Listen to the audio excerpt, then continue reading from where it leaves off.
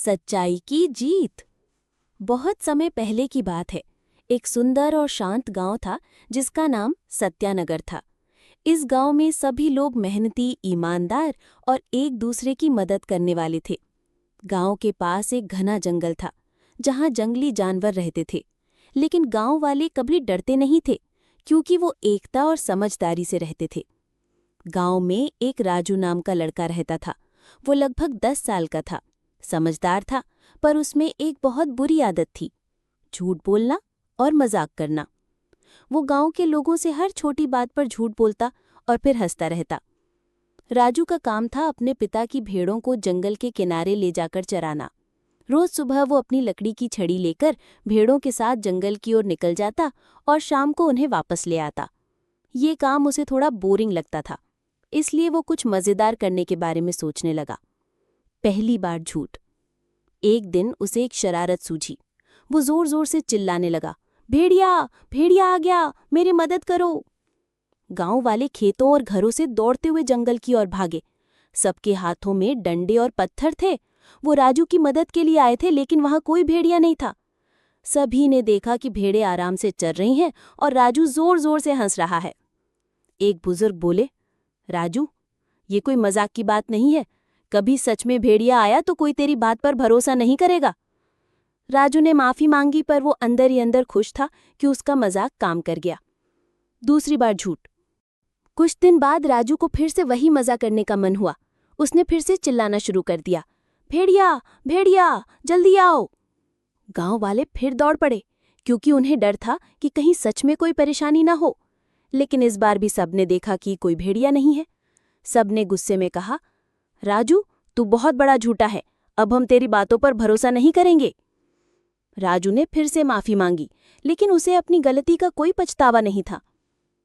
कब सच में भेड़िया आया? कुछ दिन बाद सच में जंगल से एक भयानक भेड़िया निकल कर आया। वो भूखा था और राजू के भेड़ों की ओर दौड़ा। राजू डर गया, उसकी सारी हंसी गायब हो गई। वो जान बचाने के लिए चिल्लाने लगा, भेड़िया, भेड़िया, मेरी मदद करो, सच में भेड़िया आ गया है। लेकिन गांव वालों ने उसकी आवाज सुनी, फिर भी कोई नहीं आया। सबने सोचा, ये फिर मजाक कर रहा है। भेड़िए ने कुछ भेड़ों को घायल कर दिया और जंगल में भाग गया। राजू बहुत दुखी हुआ। डर के मारे उसके आंसू निकल आए।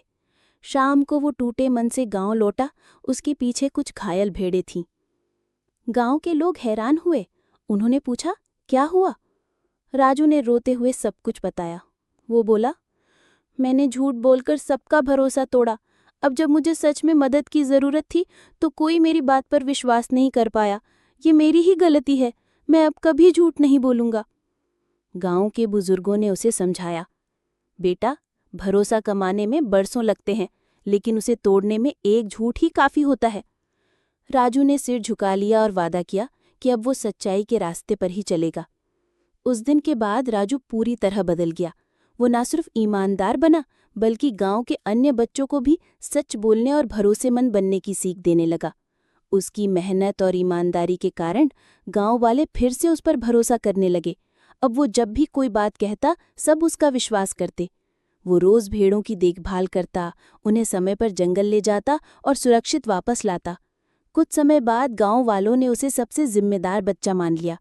गांव के मुखिया ने भी उसे सबके सामने इनाम देकर कहा, राजू ने जो गलती की उससे सीख ली, यही असली बहादुरी है।